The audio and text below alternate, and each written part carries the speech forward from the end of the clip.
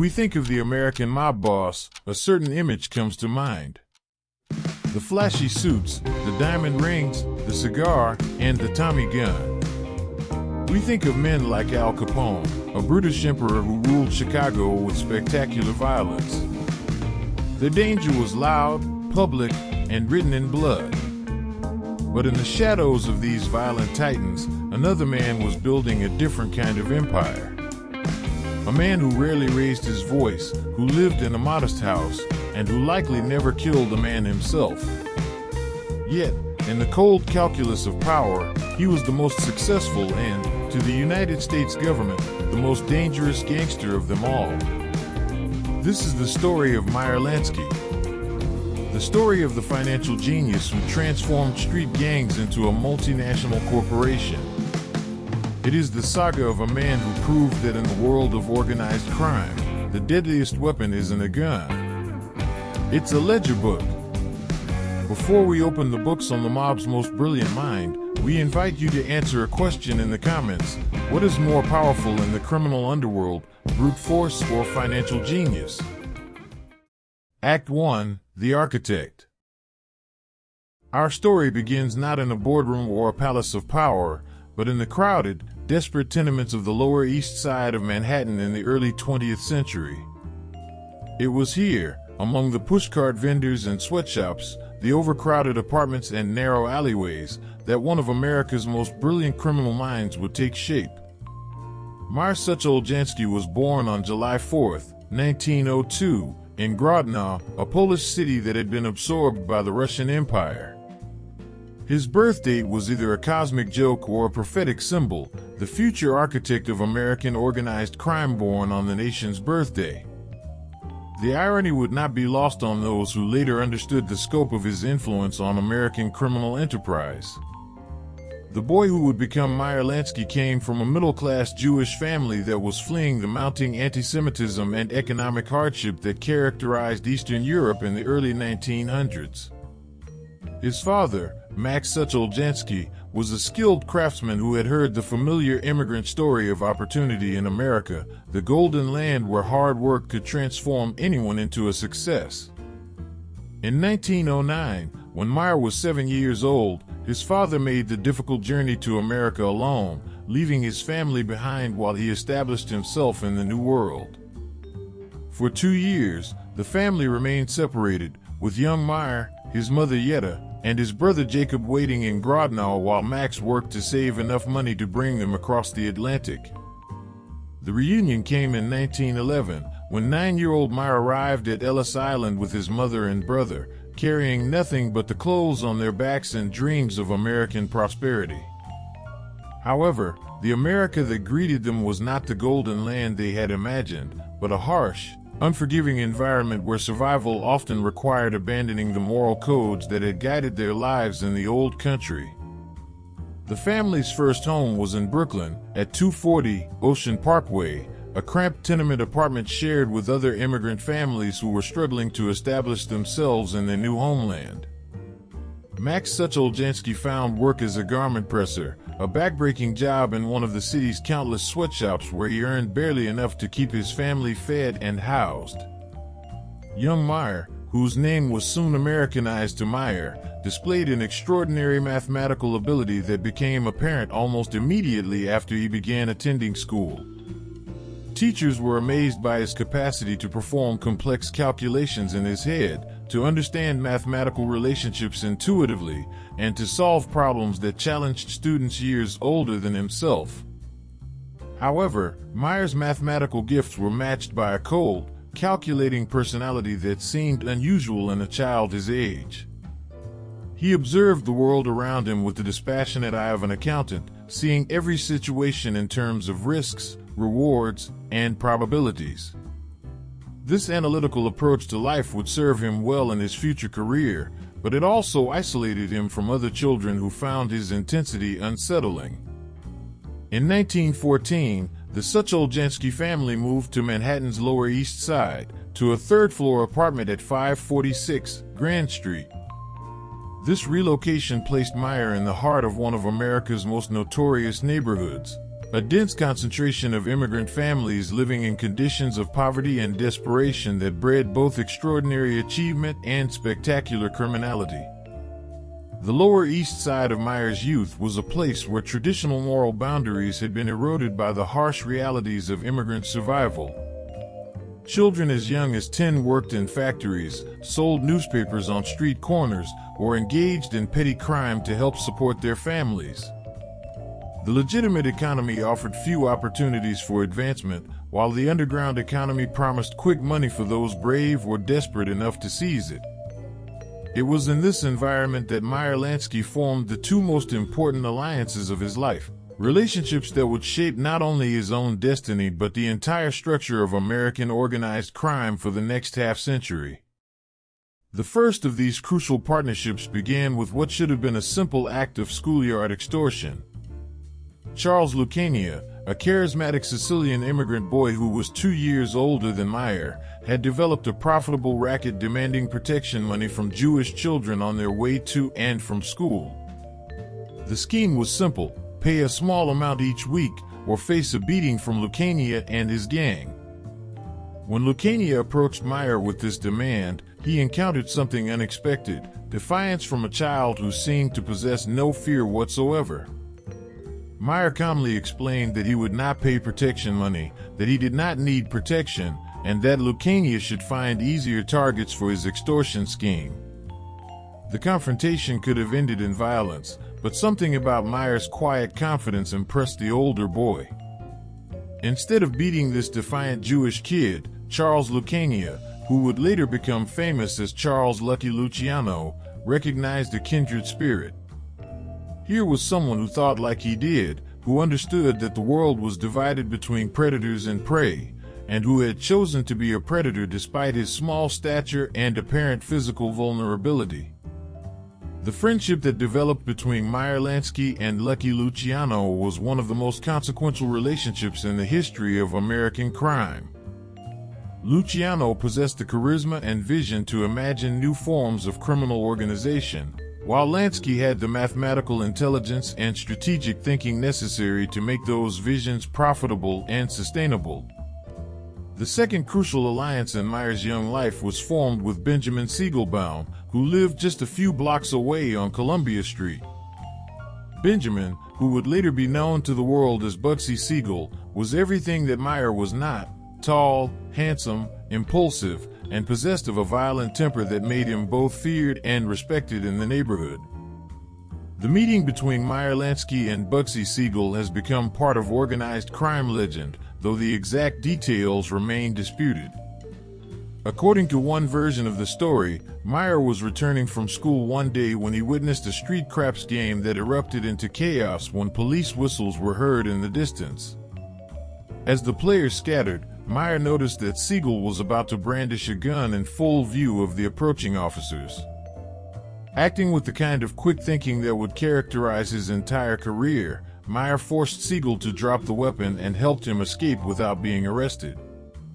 Siegel was initially angry about losing his gun, but he quickly came to appreciate the intelligence and loyalty that Meyer had displayed in protecting him from what could have been a life-changing arrest.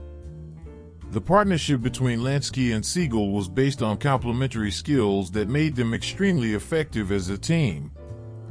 Meyer was the strategist, the planner, the one who thought through every angle and calculated every risk. Siegel was the enforcer, the intimidator, the one who could back up their threats with actual violence when necessary. Together with Lucky Luciano, these three young men formed the nucleus of what would eventually become the most powerful criminal organization in American history. They represented a new generation of criminals who were not bound by the ethnic loyalties and traditional methods that had characterized previous generations of gangsters. By 1918, 16-year-old Meyer Lansky had dropped out of school and was running floating craps games throughout the Lower East Side, using his mathematical skills to ensure that the house always won while managing the complex logistics of illegal gambling operations. He had also begun working with Siegel in automobile theft and resale, demonstrating an early understanding of how legitimate business methods could be applied to criminal enterprises. The great catalyst for their rise came in 1920, when the United States Congress passed the Volstead Act, implementing the 18th Amendment to the Constitution and beginning the era known as Prohibition. In a single stroke, America had outlawed the manufacture, transportation, and sale of alcoholic beverages, creating what would prove to be the greatest business opportunity in the history of organized crime. While other gangs were content with small-scale bootlegging operations, buying illegal liquor from local sources and selling it to neighborhood bars and speakeasies, Lansky, Luciano, and Siegel immediately recognized the potential for something much larger and more sophisticated. They understood that prohibition represented a fundamental change in the American economy, creating a vast underground market that could generate enormous profits for anyone who could organize it efficiently. They saw the need for treating this new illegal economy not as a series of individual criminal acts, but as a business that required careful planning, professional management, and strategic thinking. The Bugs and Meyer Mob, as their organization came to be known, began as a small gang of Jewish American criminals operating out of a car and truck rental garage that served as both a legitimate business and a front for stolen goods. However, under Lansky's strategic guidance, the gang quickly evolved into something much more sophisticated and dangerous. Rather than simply stealing cars and trucks, they began providing protection services to other criminals, supplying bootleggers with stolen vehicles and experienced drivers, and offering enforcement services to anyone who needed muscle to collect debts or intimidate competitors. They were building what would later be recognized as the first vertically integrated criminal enterprise in American history. The success of their operation attracted the attention of Arnold Rothstein, the notorious gambler and fixer who was known as the brain for his ability to organize complex criminal schemes. Rothstein became both a mentor and a patron to the young criminals, providing them with financial backing and political connections while teaching them the importance of corruption and influence in maintaining successful criminal enterprises. Under Rothstein's guidance, Lansky learned lessons that would shape his entire career. He discovered that the most successful criminals were not the ones who relied on violence and intimidation, but those who understood how to work within the system, how to corrupt officials, and how to make their illegal activities appear legitimate to outside observers. By the late 1920s, the Bugs and Meyer Mob had evolved into one of the most powerful criminal organizations in New York, with operations extending throughout the Northeast and partnerships with other gangs in major cities across the country. They had moved far beyond their original focus on automobile theft and neighborhood gambling to become major players in the bootlegging industry. However, their greatest challenge, and their greatest opportunity, was about to emerge from the chaos of the Castellammarese War, a bloody conflict within the Italian-American mafia that would provide Lansky and his associates with the chance to reshape organized crime in America according to their own vision. The Castellammarese War was a power struggle between the old guard of Italian-American organized crime, the traditional, Sicily-born bosses known as Mustache Pete's, and a new generation of American-born or American-raised gangsters who wanted to modernize and expand their operations. The conflict had been brewing for years, but it erupted into open warfare in the late 1920s and early 1930s. On one side were the traditionalists, led by Joe the Boss Masuria, who believed that organized crime should remain an exclusively Italian enterprise focused on neighborhood-based operations and traditional forms of extortion and illegal gambling. On the other side were the modernizers, led by Lucky Luciano, who envisioned a much larger and more sophisticated criminal organization that could operate on a national scale. While Luciano fought battles in the streets and restaurants of New York, Meyer Lansky provided the strategic thinking and financial planning that would make victory possible. He understood that the old way of doing business, the endless turf wars, the ethnic exclusivity, the reliance on violence rather than intelligence, was not just morally objectionable but economically inefficient. Lansky saw that the traditional mafia structure was fundamentally flawed because it wasted resources on internal conflicts, limited growth potential through ethnic restrictions, and attracted unnecessary law enforcement attention through its reliance on spectacular violence. He proposed instead a new model of criminal organization based on the principles of modern business management. The climax of the Castellamarese War came on April 15, 1931, when Lucky Luciano arranged for the assassination of Joe Masuria at a restaurant in Coney Island.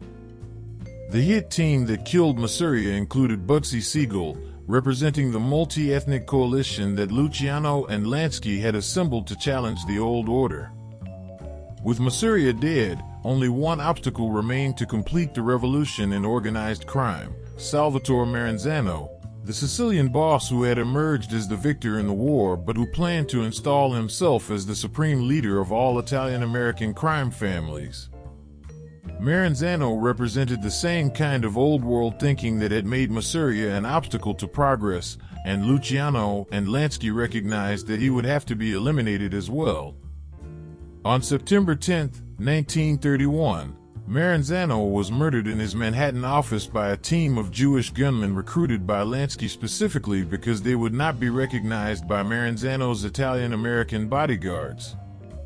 The assassination was planned and executed with the kind of professional precision that would become Lansky's trademark, demonstrating his understanding that successful criminal operations required the same attention to detail and strategic planning that characterized legitimate businesses. With both of the old world bosses dead, Luciano and Lansky were free to implement their revolutionary vision for American organized crime. They created something that had never existed before: a national crime syndicate that brought together Italian-American mafia families and Jewish-American gangs in a cooperative confederation designed to maximize profits while minimizing the kind of internal conflicts that had weakened criminal organizations in the past. The National Crime Syndicate was, in effect, a board of directors for organized crime in America, with Lucky Luciano serving as chairman and Meyer Lansky functioning as treasurer and chief financial officer. They established the Commission, a governing body that mediated disputes between different criminal organizations, set territorial boundaries, and coordinated major criminal enterprises that required cooperation between multiple groups. For Lansky, the creation of the National Crime Syndicate represented the fulfillment of his vision for applying modern business principles to criminal enterprises. He had helped transform organized crime from a collection of competing ethnic gangs into a sophisticated, professional industry that could operate efficiently on a continental scale. The quiet immigrant boy who had arrived in America with nothing but his mathematical abilities and his strategic intelligence had become one of the most powerful men in the country, the financial architect of a criminal empire that generated more revenue than many legitimate corporations. He had achieved this position not through violence or intimidation, but through intelligence, planning, and an understanding of how to organize complex illegal enterprises. As the 1930s began, Meyer Lansky was positioned to benefit from the next great transformation in American organized crime: the end of Prohibition and the need to find new sources of revenue for the criminal empire he had helped create. The skills that had made him successful during the bootlegging era would prove even more valuable as he turned his attention to gambling, labor racketeering, and the infiltration of legitimate businesses. The foundation had been laid for an empire that would span decades and continents, generating hundreds of millions of dollars in revenue while remaining largely invisible to law enforcement agencies that were still struggling to understand the new reality of professional, organized crime. Meyer Lansky had become the mob's banker, accountant, and strategic planner, and he was just getting started. Act 2: The Empire of Vice. The repeal of Prohibition in 1933 presented organized crime with both a crisis and an opportunity. The vast illegal alcohol industry that had generated enormous profits for more than a decade was about to disappear, threatening to destroy the criminal empires that had been built on bootlegging revenues.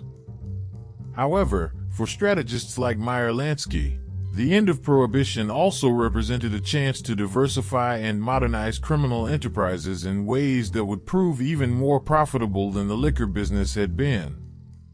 Lansky understood that the success of Prohibition-era criminal organizations had demonstrated a fundamental truth about American society. There would always be enormous demand for goods and services that were illegal, immoral, or heavily regulated by government authorities. The key to long-term success in organized crime was identifying these markets and developing efficient methods for serving them while avoiding law enforcement attention. Working closely with Luciano and the other leaders of the National Crime Syndicate, Lansky began steering the organization toward three primary areas of operation that would generate steady revenue for decades to come: high-stakes gambling, loan sharking, and the infiltration of labor unions. Each of these activities offered unique advantages over the bootlegging business that had made them wealthy during the 1920s.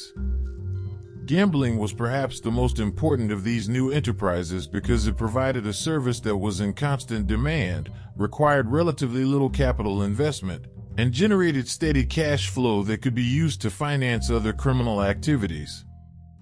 More importantly, from Lansky's perspective, gambling operations could be structured to appear legitimate to outside observers while generating enormous profits through carefully calculated odds and systematic skimming of revenues.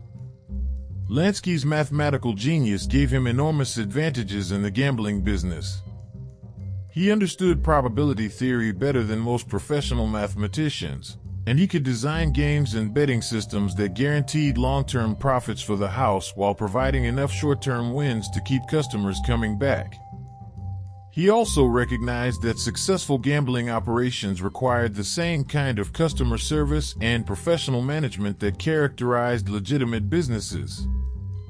Under Lansky's direction, the syndicate's gambling operations were transformed from simple neighborhood craps games and card rooms into sophisticated entertainment complexes that offered luxury accommodations, fine dining, professional entertainment, and carefully managed games of chance. These operations attracted wealthy customers who were willing to lose large sums of money in exchange for the excitement and social prestige associated with high-stakes gambling. However, the most important aspect of Lansky's vision for the gambling business was his understanding that long-term success required operating in jurisdictions where such activities were either legal or could be made legal through appropriate political arrangements. This insight led him to focus his attention on two locations that would define his career and establish his reputation as the most successful organized crime figure of his generation: Las Vegas, Nevada, and Havana, Cuba. Las Vegas in the early 1940s was a dusty frontier town of fewer than 20,000 residents, known primarily as a railroad stop and a minor mining center. However, Nevada had legalized casino gambling in 1931 as part of an effort to generate tax revenue during the Great Depression, creating a unique opportunity for anyone with the capital and expertise necessary to build large-scale gambling operations. Lansky recognized immediately that Las Vegas represented the future of legalized gambling in America. The desert location provided isolation from major population centers, which would limit law enforcement scrutiny while creating an atmosphere of exotic adventure for visitors. The state's legalization of gambling meant that operations could be conducted openly without the need for bribes, payoffs, or other forms of corruption that complicated illegal gambling enterprises. Most importantly, Las Vegas was located within driving distance of Los Angeles, which had become one of America's largest and wealthiest cities during the 1930s. The combination of Hollywood money, defense industry prosperity, and the general prosperity of Southern California created a perfect market for the kind of luxury gambling resort that Lansky envisioned. The vehicle for Lansky's Las Vegas vision was his old friend and partner Bugsy Siegel, who had been operating syndicate gambling operations on the West Coast since the mid-1930s. Siegel possessed the charisma and Hollywood connections necessary to attract wealthy customers to Las Vegas, while Lansky provided the financial backing and strategic planning required to build a successful resort. The project they developed together was the Flamingo Hotel and Casino, conceived as the first truly luxurious resort on what would eventually become the Las Vegas Strip. The Flamingo was designed to combine legalized casino gambling with the kind of entertainment, dining, and accommodation services that wealthy customers expected from first-class resorts. Construction of the Flamingo began in 1945, with Lansky providing millions of dollars in syndicate funding for what was intended to be a revolutionary experiment in legal gambling. The project was enormous in scope, featuring a casino, hotel, restaurants, nightclub, and even a golf course designed to attract customers from throughout the American West. However, the Flamingo project quickly encountered problems that would ultimately lead to tragedy and demonstrate the dangers of mixing friendship with business in the world of organized crime. Bugsy Siegel, despite his many talents as a promoter and organizer, lacked the financial discipline and project management skills necessary to complete such a complex undertaking on time and within budget. Construction costs spiraled out of control as Siegel demanded constant changes to the design and insisted on using the most expensive materials and furnishings available. More seriously, Siegel began skimming money from the construction budget for his own personal use, apparently believing that his friendship with Lansky would protect him from the consequences of such theft. By late 1946, the Flamingo was millions of dollars over budget and months behind schedule, while generating no revenue to offset these enormous expenses. The other leaders of the National Crime Syndicate, who had invested their own money in the project based on Lansky's recommendations, began demanding explanations and threatening action against Siegel if the situation was not corrected immediately. The crisis came to a head at a commission meeting in December 1946, where Luciano, communicating from his exile in Italy, and the other syndicate bosses voted to authorize Siegel's execution unless he could immediately repay the money he had stolen and demonstrate that the Flamingo would become profitable. The decision was not made lightly, as Siegel had been a founding member of the organization and had participated in many of its most important operations. For Meyer Lansky, the vote to kill Bugsy Siegel represented one of the most difficult moments of his career. Siegel had been his closest friend and partner for nearly 30 years, and their relationship had been central to Lansky's rise within organized crime. However, Lansky also understood that allowing Siegel's theft to go unpunished would undermine his own authority within the syndicate and could threaten the financial stability of the entire organization. In the end, Lansky made the cold, calculating decision that characterized his entire approach to business. He voted with the other commission members to authorize Siegel's execution. It was a choice that demonstrated the extent to which he prioritized the success of the organization over personal relationships, even those that had been most important to his own development. On June 20, 1947, Bugsy Siegel was shot and killed while reading a newspaper in the Beverly Hills home of his girlfriend, Virginia Hill. The assassination was carried out with the kind of professional precision that had characterized syndicate operations since the early 1930s, and it sent a clear message to anyone who might be tempted to steal from the organization. Within hours of Siegel's death, syndicate associates had taken control of the Flamingo and had begun implementing the cost control measures and operational procedures that Lansky had originally recommended for the project. Under new management, the casino quickly became profitable, generating the steady stream of revenue that Siegel had promised but failed to deliver. The success of the Flamingo established Las Vegas as a major source of revenue for the National Crime Syndicate and validated Lansky's vision for legal gambling operations.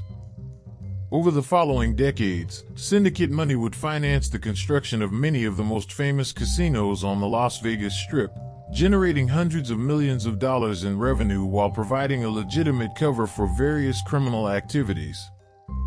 However, Las Vegas was only one component of Lansky's master plan for expanding the syndicate's gambling operations. His greatest personal achievement, and the source of his largest profits, lay 90 miles off the coast of Florida in the tropical paradise of Cuba, where he would build the most successful gambling empire in the history of organized crime. Cuba in the 1940s and 1950s represented everything that Lansky had been seeking in a base of operations for international gambling.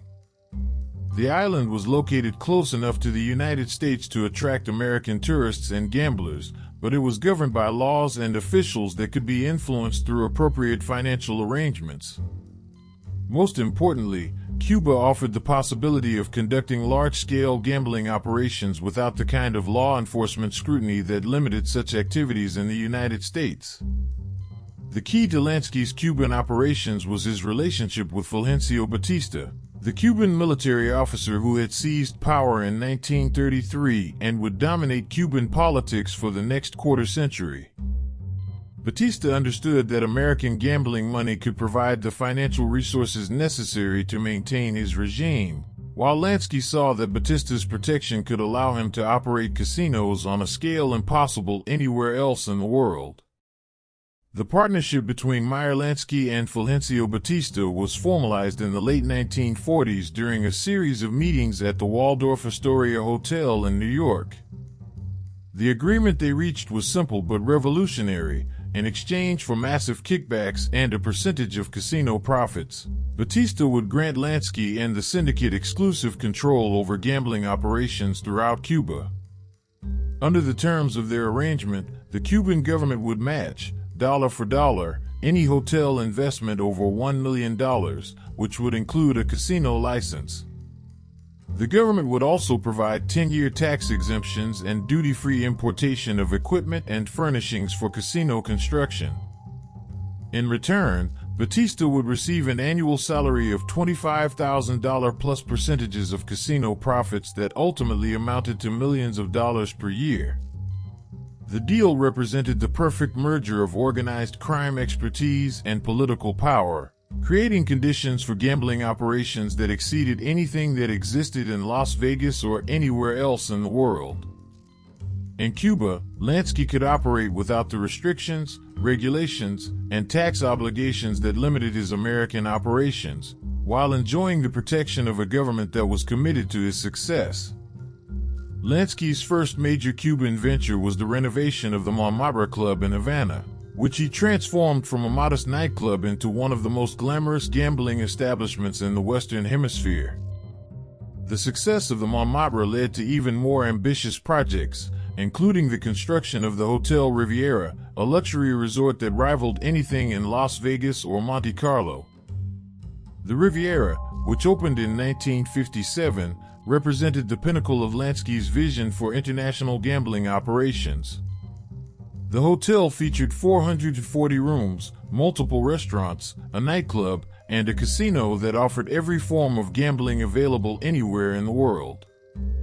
The facility was designed to attract wealthy customers from throughout North and South America, and it quickly became the centerpiece of Havana's reputation as an international playground.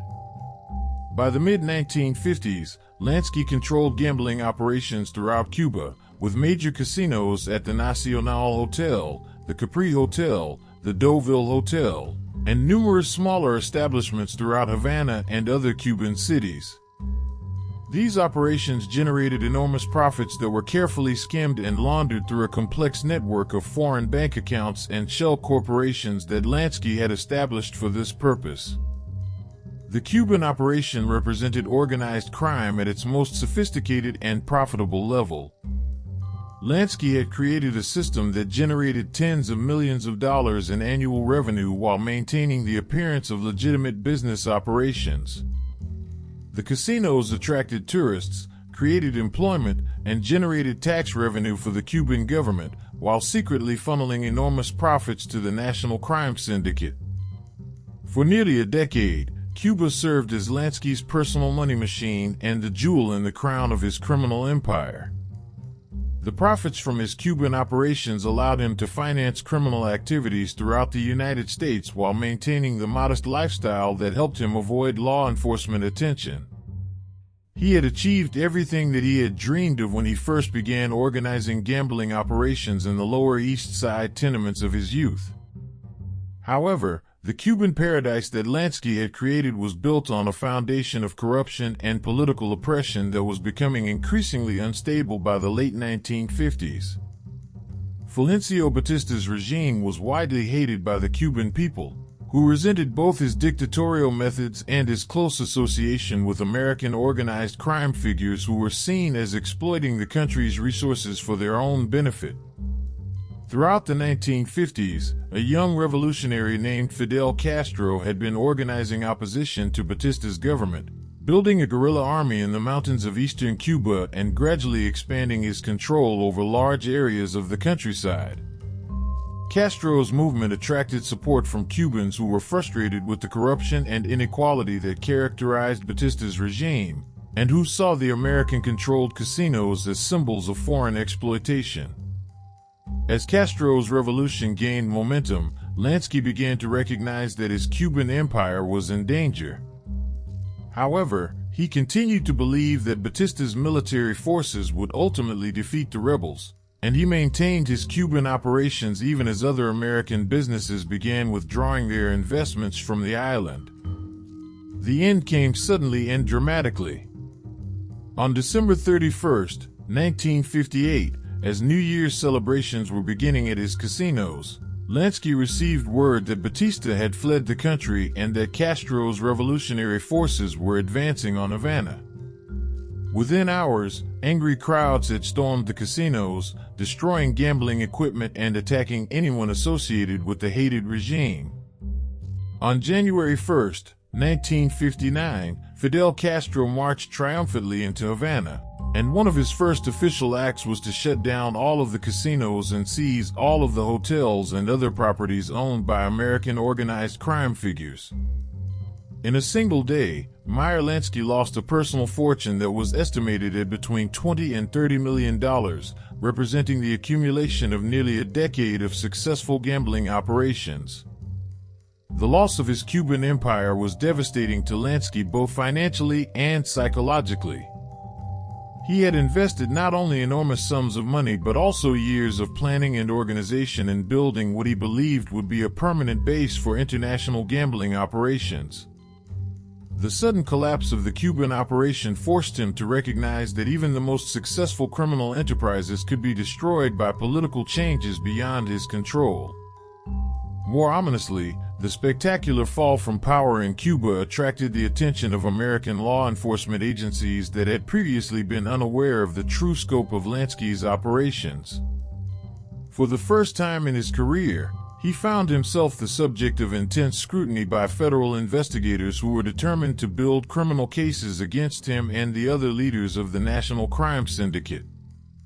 The empire that Meyer Lansky had built through 4 decades of careful planning and strategic thinking was about to face its greatest challenge, as the full power of the United States government was turned against a man who had proven that financial genius could be more dangerous than any gun. Act 3. The Ghost. The collapse of Meyer Lansky's Cuban empire in 1959 marked more than just a financial disaster. It represented the beginning of the end for the golden age of American organized crime. The spectacular nature of Lansky's fall from power, combined with a series of high-profile revelations about organized crime activities throughout the United States, finally forced federal law enforcement agencies to acknowledge what they had been denying for decades: the existence of a sophisticated, national criminal organization that posed a fundamental threat to American society. For more than 30 years, FBI Director J. Edgar Hoover had publicly maintained that there was no such thing as a national mafia or organized crime syndicate, dismissing reports of coordinated criminal activities as the fantasies of sensationalistic journalists and publicity-seeking local prosecutors. This denial was partly based on jurisdictional limitations that prevented federal agents from investigating most forms of organized crime, but it was also influenced by Hoover's preference for pursuing cases that generated favorable publicity for the FBI. However, the dramatic events in Cuba, combined with revelations from the 1957 Apalachin meeting, where more than 60 organized crime leaders had been discovered during a supposed barbecue in upstate New York, made it impossible for federal authorities to continue ignoring the reality of organized crime. The government finally declared war on the National Crime Syndicate, and their primary target was the man they considered its most intelligent and dangerous leader, Meyer Lansky. The federal campaign against Lansky represented one of the most intensive and sustained law enforcement efforts in American history, involving multiple agencies, hundreds of investigators, and millions of dollars in resources over a period of more than 2 decades. However, the man they were pursuing had spent his entire career preparing for exactly this kind of confrontation, and he had developed methods for avoiding prosecution that proved to be nearly impenetrable. The fundamental problem facing federal investigators was that Meyer Lansky was a financial ghost, a man who had systematically eliminated virtually every trace of his involvement in criminal activities. Unlike Al Capone, who had lived lavishly and put his name on property deeds and business licenses, Lansky had learned from Capone's mistakes and had structured his entire life to avoid leaving the kind of documentary evidence that prosecutors needed to build criminal cases. Lansky's name appeared on almost nothing. He owned no property under his own identity, maintained no bank accounts in his own name, and had no official connection to any of the businesses that generated his wealth. He lived in a modest home in Miami Beach that was owned by a relative, drove ordinary cars that were registered to associates, and maintained a lifestyle so unremarkable that neighbors often had no idea they were living next to one of the most powerful criminal figures in America. This invisibility was not accidental but was the result of decades of careful planning and systematic implementation of security measures that Lansky had developed based on his study of successful prosecutions of other organized crime figures. He understood that in the modern world, financial records were the most dangerous evidence that prosecutors could obtain, and he had devoted enormous resources to ensuring that no such records could be traced back to him. The system that Lansky had developed for moving and laundering money was revolutionary in its sophistication and scope, representing one of the first examples of international money laundering on a massive scale. The process began with the cash that was generated by gambling operations, labor racketeering, and other criminal activities throughout the United States.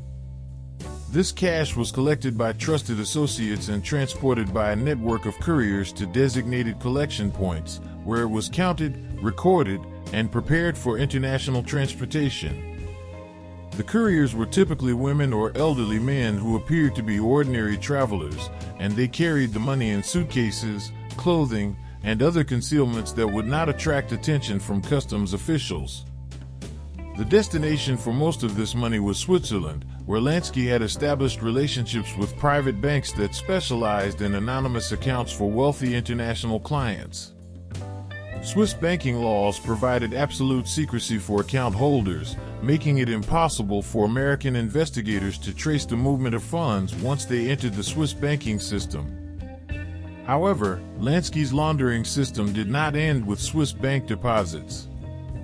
Once the money was safely deposited in Switzerland, it was transferred through a complex maze of shell corporations, dummy accounts, and international financial instruments that made it virtually impossible to track. Money might be transferred from Switzerland to Panama, then to the Bahamas, then to Luxembourg, with each transaction designed to further obscure its origins and ownership. The final step in the process was the return of the laundered money to the United States in the form of apparently legitimate loans or investments. Clean money from foreign sources could be used to finance real estate developments, purchase legitimate businesses, or make other investments that appeared to be normal commercial transactions but actually represented the return of criminal profits to their original owners. This system allowed Lansky to enjoy the benefits of enormous wealth while maintaining the appearance of modest circumstances that helped him avoid law enforcement attention. He could finance lavish lifestyles for his associates, fund major criminal operations, and exercise enormous influence over legitimate businesses and political figures, all while appearing to be nothing more than a retired gambler living quietly in Miami Beach. The sophistication of Lansky's financial operations was matched by his personal security measures, which were designed to prevent law enforcement agencies from gathering the kind of evidence needed to prosecute him successfully.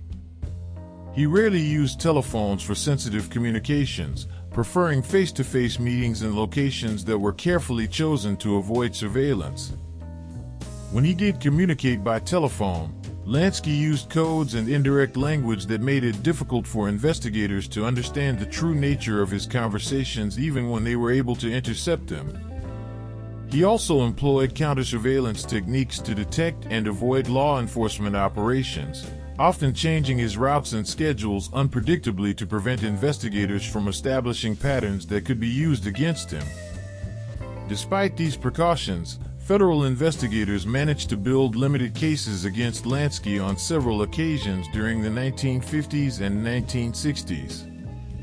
In 1953, he was convicted of operating an illegal gambling operation in Saratoga Springs, New York, and served 3 months in prison, his only significant jail time during a criminal career that spanned more than 4 decades. However, these minor convictions only served to highlight the government's inability to build major cases against Lansky despite their knowledge of his central role in organized crime activities. Prosecutors were convinced that he was worth hundreds of millions of dollars and had been involved in numerous serious crimes, but they could not prove these allegations in court because of the security measures that he had implemented. The breakthrough that investigators had been seeking for decades finally came in 1970, when the government believed it had developed sufficient evidence to charge Lansky with skimming profits from Las Vegas casinos and evading federal income taxes on these unreported earnings. The case was based on years of surveillance, financial analysis, and testimony from cooperating witnesses who claimed to have detailed knowledge of Lansky's operations. Facing the prospect of spending his final years in federal prison, the 68-year-old Lansky made a decision that demonstrated both his desperation and his continued ability to think strategically under pressure. In 1970, he fled to Israel, hoping to use that country's law of return, which granted automatic citizenship to any Jewish immigrant, to obtain sanctuary from American prosecution. Lansky's flight to Israel created an international incident that strained relations between the United States and one of its most important allies in the Middle East.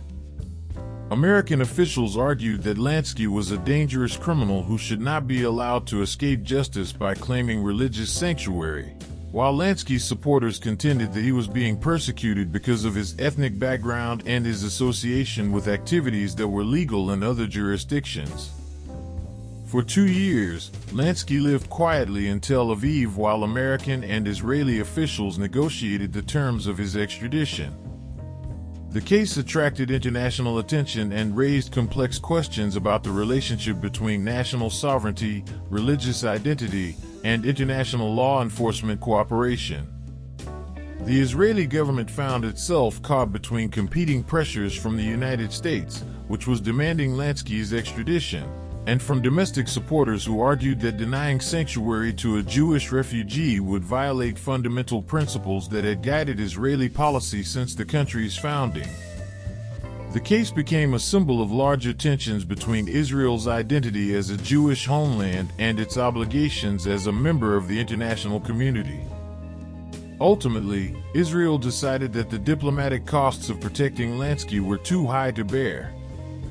In November 1972, Israeli authorities placed Lansky on an airplane to Miami, where FBI agents were waiting to arrest him on charges of tax evasion and conspiracy to skim casino profits. The man who had successfully avoided serious prosecution for more than 40 years was finally in federal custody, facing charges that could result in a lengthy prison sentence. However, Meyer Lansky had one final surprise for the government prosecutors who believed they had finally cornered him. The trial that began in 1974 quickly revealed that the case against him was far weaker than federal officials had claimed, and that much of their evidence was either circumstantial or based on the testimony of witnesses whose credibility could be easily challenged.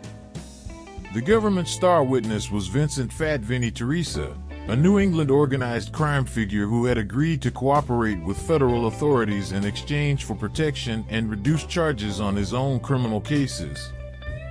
Teresa claimed to have detailed knowledge of Lansky's involvement in casino skimming operations and could provide specific information about how profits were diverted and laundered. However, during cross-examination, Defense attorneys systematically destroyed Teresa's credibility by revealing inconsistencies in his testimony, exposing his motives for cooperating with the government, and demonstrating that much of his claimed knowledge was actually based on rumors and speculation rather than direct observation. The jury was left with serious doubts about whether Teresa's testimony could be trusted. The rest of the government's case was based on financial analysis and circumstantial evidence that suggested Lansky had access to large amounts of unreported income, but could not definitively prove the source of this money or establish that he had violated specific federal laws. Prosecutors had spent years building what they believed was an airtight case, only to discover that their evidence was insufficient to meet the legal standards required for criminal conviction. On December 16, 1974, after deliberating for several hours, the jury returned verdicts of not guilty on all charges against Meyer Lansky. The man who had been pursued by federal investigators for more than 2 decades had achieved complete legal vindication, demonstrating that even the most intensive law enforcement efforts could not overcome careful planning and systematic security measures. The acquittal was a devastating blow to federal prosecutors who had invested enormous resources in building cases against organized crime leaders, and it sent a clear message to other criminal figures about the importance of maintaining effective security measures and avoiding the kind of evidence trails that had led to successful prosecutions in other cases. Meyer Lansky's victory in federal court was more than just a personal triumph. It represented the successful application of intelligence and strategic thinking to the challenge of avoiding criminal prosecution. He had proven that the most dangerous weapon in the arsenal of organized crime was not violence or corruption, but the ability to think systematically about legal vulnerabilities and to implement comprehensive countermeasures. Following his acquittal, Lansky returned to his quiet retirement in Miami Beach, where he lived for the remaining 9 years of his life as a frail elderly man who appeared to pose no threat to anyone. He could be seen walking his dog along the beach, feeding pigeons in local parks, and conducting the ordinary activities of retirement that concealed his extraordinary past. He died of lung cancer on January 15, 1983, at the age of 80, surrounded by family members in the same modest home where he had lived for decades. His funeral was a small, private ceremony that attracted little media attention and gave no indication that one of the most successful criminal figures in American history was being laid to rest. The contrast between Meyer Lansky's peaceful death and the violent ends that claimed so many of his contemporaries illustrated the fundamental truth that he had discovered early in his career.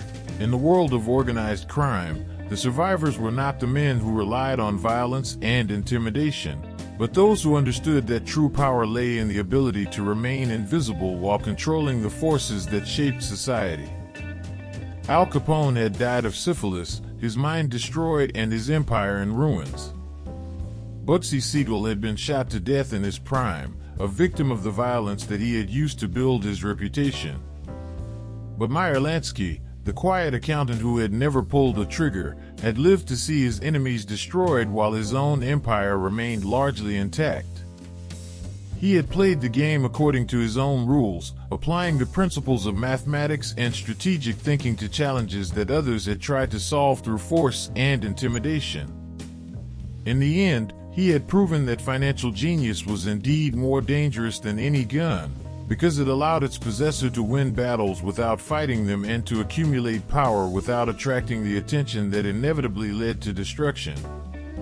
This was the story of Meyer Lansky, the mob's accountant, the financial architect of the American underworld, the man who was more dangerous than Al Capone precisely because he understood that true power was not in the roar of a Tommy gun, but in the silent, methodical movement of numbers across a global ledger.